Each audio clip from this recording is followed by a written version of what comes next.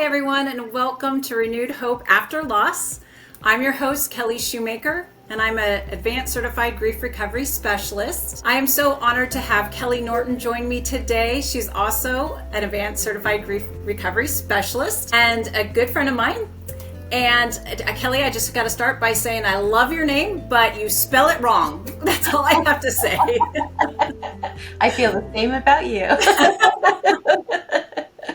No, thank you so much for joining me here today. I just want to, first, tell me a little bit about what made you get started in the grief recovery method. Yeah, well, thank you so much for having me. This is fun to get the chance to talk. I came about it from a little bit different avenue. I had been a stay-at-home mom for years and was running a youth symphony in our area and was doing some volunteer work with some 55 plus people who were lower income and just had a lot of need. And that kind of sparked me to do a master's degree in gerontology. And so the whole time in my gerontology program, I didn't really know what I wanted to do. But then we had a guest speaker in one of my classes who was talking about something else and then just paused in the middle and said, if you really want to help people, you should look into going into grief recovery. And I just kind of felt that being like, this is what you're supposed to do. And so I wrote that down and then looked into it and kind of talked myself out of it, talked myself back into it. My husband was like, this sounds terrible. Why would you want to do that? And that's kind of a lot of the reception I got from people was like, why would you want to do that? But I just felt really strongly about it. And I realized that most of the people I had been volunteering with had big unresolved grief from childhood, teenage years, early adulthood that they had never been able to resolve. And they had been carrying that and it had been affecting their lives for decades upon decades. And it just kind of reinforced that, yeah, this is actually really what I want to do. After I graduated with my master's, I got certified through the Institute, and then a few months later did the advanced certification. And we did these classes together, which is fun. Yeah, Kelli and I were just talking about how we were in our first training class together, so that was great. Yeah, you talked about unresolved grief. Let's talk a little bit more about that because people may not understand. Well, if are they always crying? What does that look like? And do people always know that they have that? Yeah, I don't think people always do know, and I don't think they're always crying. I think they're somewhat functioning, but it's just still a really heavy burden, and having that, heavy emotional pain they're carrying that prevents them from living fully in the present and, affects their emotional health and their mental health and their physical health.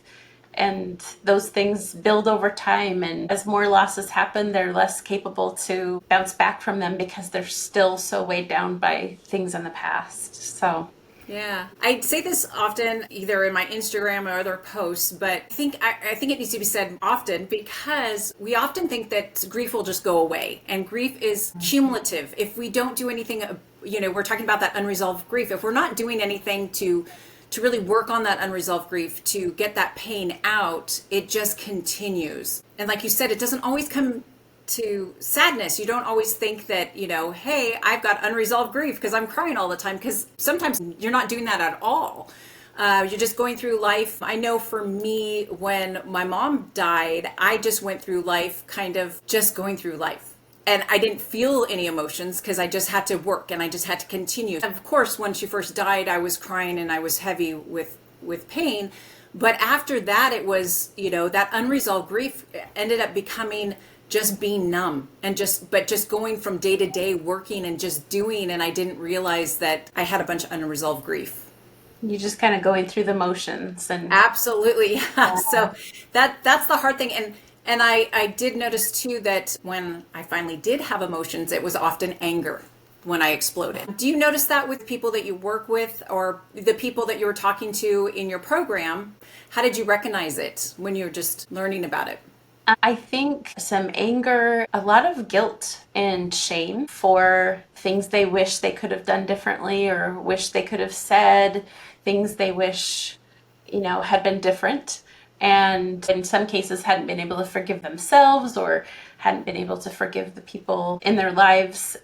And just kind of dwelling on that difficulty of, just every relationship has some good and some bad and some more than others, but I think just dwelling on what they wish was different. When you're working with your client, are you always working with people that have lost people in their lives, or is there other things that do you work a lot with other types of losses?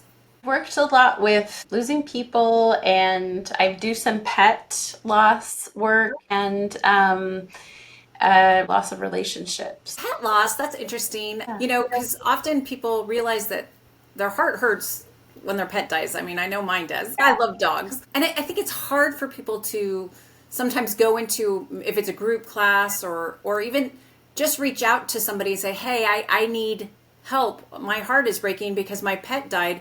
And I don't know if it's because sometimes society just makes you feel like, well, just get over it. Just get another dog, just get over it and get a new one. Yes. What are your thoughts on that?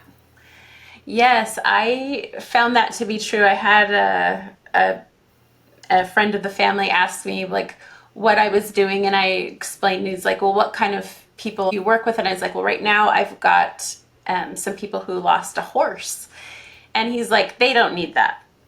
And I was like, well, A, you don't get to decide whether they need it or not, but B, just, yeah, they do. They had a really beautiful relationship with this horse, and who was a huge part of their lives. And he was young and died suddenly, and they were brokenhearted over it. And to just replace him wouldn't have changed that pain. They had a hard time, going about their life, functioning, and it was like embarrassing to say, well, I'm having this much of a hard time because of my horse. And there's nothing to be embarrassed about. We have loving relationships with our pets, and our pets love us so unconditionally that sometimes those relationships are better than our human relationships. And so it makes sense that those are painful. It makes sense to me, at least, that losing those relationships is really painful. So yeah, I think we could do better at supporting people who go through pet loss, because it is so sad.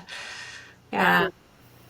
I agree. Absolutely. Thank you. What are some of the advice that you tell people that maybe just come to you and say, how can I support someone who is really grieving from any loss out there? What's some advice you can give to just if somebody's listening to this or watching this and I've actually seen some of your posts, so they're good. What are some of the good things and maybe the not so good things to say? Yeah, it's funny. That's actually the number one thing people contact me for is I've got someone in my life who's going through this. What do I say? What do I write in that card? What do I do? How do I support them? We talk a lot about, in the Grief Recovery Institute talks a lot about, like, we're not taught how to lose things. We're also not really taught how to support people who lose things. And so we're kind of clumsy at it. And I do think most people have their best interests at heart. Like, they want to say the right thing. They want to be supportive, but we just don't know how. And it can be overwhelming because we don't want to say the wrong thing. So I would say maybe the number one thing to not say is anything that starts with at least. Oh, At least. that's good. It just, if something comes to your mind, like, at least, just don't say it. They already know what's coming after. Like, And an example, at least they're in a better place, or at least you have more kids. Those are the kind of things you're talking about. Anything that's after at least. Okay. like, at least they didn't suffer, or at Oh, least we yeah. got to say goodbye, or at least he had a long life, or at least you have other children. I mean, those things can be really painful. They're probably already grateful that their loved one didn't suffer, but it also made it difficult in other ways. And they already know that, and they're kind of, I think, inside sometimes beating themselves up, like, hey, he didn't suffer, I shouldn't be feeling these emotions. And so when we kind of add on to that by pointing that out, it's not really helpful. So we just need to be with them where they are and accept their emotions as they are, and just be there for them. I think the most painful thing is when people say nothing. I think they'd rather have you say something a little bit awkward and clumsy than just say nothing, because sometimes we don't know what to say, so we overthink it so much to the point that we end up like so much time has gone by and we're like, now it's awkward if I reach out and say something because I should have said something a couple months ago. And so we just say nothing and then they think that we don't care. And really we do, but they don't have any way to know that if we don't speak up or do something or say something. Right. That's a great point. Great Yeah. point. It's tricky. It's hard to know what to do, but I just always say default to something kind that you would want to hear. If you were in their shoes, what would you want to hear? And maybe we need to think about that before something just comes out of our mouths. But yeah, just say something kind but say something. Be careful what we say, but be kind with it is. Yeah. Yeah, absolutely. When people come to you and they're saying, how can I help my family and friends? And then they hear about what you do in the grief recovery method. Do you encourage people to maybe even take it for themselves? Even if they don't have an immediate loss, these tools that you teach people, is it good for people that maybe not have a loss immediately? The current loss is what I'm trying to say. Yeah, I think so. When I did my training, we have to go through the program, and I didn't come to the training as a griever. I came at it through like, well, this is something that would help people. And so when it came to the part of like, okay, you've got to do this for yourself, I was like, oh no, I'm going to have to make something up. And I didn't make something up, but going through the process, I realized, oh, there were things in my life that were unresolved that I didn't realize. And going through the method and processing those, I felt so much lighter and so much better. And I thought, okay, if this can help me and I didn't even realize I was grieving this relationship, I know this can help people who are really actively grieving. And it does really, I love the way the program is structured because it really does teach you what grief is like and what some of the unhelpful things that people say or do and how they can affect you. And so I think it does just really teach you about grief and people and how it's different for everybody, but having some of that background can really help the people you love better, I think. Yeah, yeah, absolutely. I 100% agree with you. When I first did the grief recovery method, my mom died, so I was dealing with it, and somebody introduced me to it. But when I actually got trained, I had already gone through it years before. So I'm like, well, when you get to that point of now you need to work on something, I'm like, oh, I got to think of something. It wasn't hard. Once you Yeah. go through the method, it's not hard to realize that there's a lot of losses in our life that we push down, that we ignore because we got to go through life. We have to, oh, you know what? I have to get up and I got to take care of the kids, or I got to get up and I got to go to work the next day. I can't deal with this right now. So we put it aside. For me, I think for a long time before I became a grief recovery specialist, grief was the death of a loved one, the death of somebody, so much so that because I went through the grief recovery method because of the death of my mom, I didn't really pay attention. You're so emotional when you're going through grief. I didn't pay attention to the rest of the book, okay? I really didn't. When I got to the point where later down the road when I was being trained, it's like, you know what? There are so many other things that I have grieved over my life of health. And I talk about my traumatic brain injury and didn't realize that was a major part of my life that I had pushed down.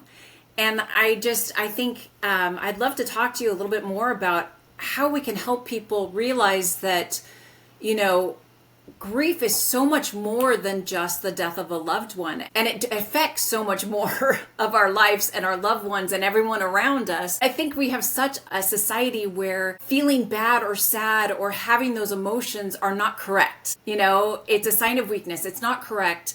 Maybe it's not a sign of weakness for some people, but it's like, oh, I got to hide that. I've got to be happy. I've got to just push through. So many things in our life is you got to push through. You got to just fake it till you make it. All those things that I think I got completely stuck in that too, that I just have to push everything else down and not deal with it. Yeah, I think that's really common. And I think we're not taught that, like having a traumatic brain injury, that could be something that would cause you grief. It's like this, well, I don't feel good about this, but you wouldn't have named it grief. But I think giving name to it helps you understand it more. I have my husband and my daughter, she's now almost 23, but They had brain bleeds the same week and Right. both needed brain surgery. They both have a genetic thing called cavernous malformations that are with the blood vessels in their brains, and just super coincidental it happened the same week. But to have both of them go through that, and at the time I didn't know that was, grief. But now looking back, I'm like, oh, that's absolutely what they were doing, grieving. Just the security of thinking, I have a healthy brain. And, Yeah. and going through like, oh, I've got to go through surgery and rehab and all these things to get better. And there's all these things I didn't get to do because that I was planning to do because this portion of my life has been dedicated to brain surgery and recovering from the bleed in general, and just things like that you don't think about are grief. I just think being able to name it as grief Hmm. gives it more power than just like, I'm just having a hard time with this and I don't know why and I probably shouldn't be. Absolutely. I think that's what it is. I think you just said that. It's like I shouldn't Yeah. feel this way. Yeah. And I think that's the main thing that we often think, well, I just got to get out of this funk, or I've got to just, I can't feel this without knowing what it is. And until you know what it is, and then being able to have some tools to process that so you don't continue in that funk or in that depression or in that, downward spiral, all those things that we talk about. Yeah. And, and in that thing with you, I can't imagine having both your husband and your daughter going through that the same week, but then there's a heavy load on you as well, right? So there's like, I'm assuming that you had some emotion of that loss of that week, and all of your emotions that you're going through that week too, and on because of the rehab and everything, Yeah. and the scare. Yeah, and again, like it goes back to like things I wish I would have done differently. My husband was in the ICU, and I was very focused on him. My daughter was at home. She kept saying she had a headache, and I was like, well, make sure you're drinking lots of water. Make sure you're. She was 16 at the time, and I was like, make sure you're eating breakfast. Like just take some Advil to school. Like you're fine. Just not realizing. And there's no way I could have known. I had to kind of work through that and forgive myself for not knowing, because she suffered for quite a few days without me realizing what was going on. And just having to kind of be like, if I had known, I would have taken her right to the hospital. She's fine. But I think those things, that happen to people you love can also be sources of grief. And I think just being able to, like I said, name it as grief, give yourself permission to, I'm grieving this and it's okay. It's the normal response to going through something like this, is to feel grief. And Yeah. then you don't feel like, what is wrong with me? You're just like, okay, no, this is grief and it's normal. I'm supposed to feel grief when something like this happens to me. And then you can, take away some of the, what is wrong with me feeling that we Yeah. often have. Yeah. Wow. Doing this work, working with people and helping people. Basically, we try to help people identify that unresolved grief. And we try to Mm-hmm. help them by giving them tools, sharing examples, and helping them to really get through that pain of that unresolved grief so they don't have to feel it anymore. Yeah. And with that, what gives you the hope of working with people? Like you said, your husband earlier, you in the very beginning, you were saying that your husband's like, why would you ever want to do this job? Why do you want to continue this? What gives you that hope in helping other people with this? I think he was concerned I would be sad all the time. He's like, you watch commercials and you cry. Like, I think you'll be sad all the time. And I haven't found that to be the case. My heart goes out to the people I'm working with, but I feel like it's hopeful work. I feel like it's productive work and it's hopeful work, and we're working on something together, walking through it together, and I see hope on the other side. Sometimes it is really heavy, and you're in there with them and it is heavy, but I see hope on the other side. And then when somebody finishes and they're like, this helped me so much, it makes it all worth it. And sometimes they don't even need to say that, but you can see it in their face and in just how they're interacting with you over from the start to the finish. I had someone's husband popped on the Zoom call before she did, and he's like, thank you so much. He's like, I can see such a difference, and like you've helped her so much. And it's like, it's not really me, but it's just it's a good program. Like it just Yeah. really does work. So Yeah. And I do want to just, you said it, I just want to say again that the program can be very heavy. It can be very hard in the middle. It's not just a, hey, let's get together and chat yeah, session. The yeah, grief recovery, we're talking about the grief recovery method. If you haven't heard about it, the grief recovery method is an 8-week program for groups, a 7-week program for one-on-ones. The beginning of the grief recovery method is really about education. What is grief? Understanding the myths out there of grief. Like I said earlier, that time will just heal it. That's one of the myths. Then you kind of go into a discovery phase, and we talk about discovering those unresolved grief that we have. And then the last part is we help you with some tools that you can use to really give voice to that unresolved grief and to help you get through the pain and isolation that grief can cause. And that's the best part. The end is the best part, I will have to say. But it's the grief recovery method. It's a great tool. It's evidence-based. It's the only evidence-based in the world of programs out there to really help people deal with their unresolved grief. And if you can stick it out, it's tough in the middle, but if you can stick it out, you really do feel better at the end. I've gone through it. Kelly's gone through it. As specialists, we do have to go through our own, but I use it all the time. The tools that we train you with, you can use for the rest of your life for any loss that has happened in the past, is going to happen in the future. So I just wanted to put out there what the grief recovery method is and why we do this and why we love it so much. and you summarized it beautifully. That's the best I've ever heard it summarized. So you did that beautifully. Thanks. It took me a while to learn how to explain it to people, but what is one small step that somebody can take today to begin healing? Like if they're really hurting, what would you encourage them to do? I would say bring someone else into your story. I think grief is really isolating. And it makes us feel alone. And then I think oftentimes our brains want to tell us, well, no one wants to be around you anyway. You're a downer. Nobody cares. And when we isolate, just kind of a self-fulfilling cycle of isolation, I would say if you have somebody to reach out to and talk about it, just connecting with other people is so healing and important. And then I would also say, don't make yourself wrong for feeling the way you do. You've experienced a loss, and whatever it is, even if it may seem small to someone else, if you're feeling grief about it, that's normal and natural. That's the way you're supposed to feel. Your brain is working properly. This is the way humans work. And don't beat yourself up for being human. Just say it's okay that I feel this way. Yeah, yeah. I love that. I love that you said, don't isolate yourself. Find someone to connect with. One of the myths is that if we're going through something that's sad, that people are going to get sick of you. Mm-hmm. And they don't want to hear it.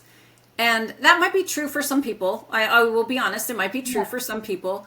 But really reach out to someone that's safe. And what I mean by a safe person is someone that you can talk to that won't judge you or criticize you for being sad, for being honest and authentic about your feelings, because that's what you're doing. And like Kelli said, that grief is normal and natural. So what you're doing is there's nothing wrong with you. It's just sadness that is in your world right now. That's just what it is, and that's okay. We want you to connect with somebody else. If you really need to reach out to someone that's a grief recovery specialist or a therapist, somebody that can help. If you need help, the grief recovery specialists, they're all over, and Kelli and I are here for you. We can actually help anyone all over the country. We're both advanced certified, so we can help anyone in the US. If you need to talk to someone, if you need help,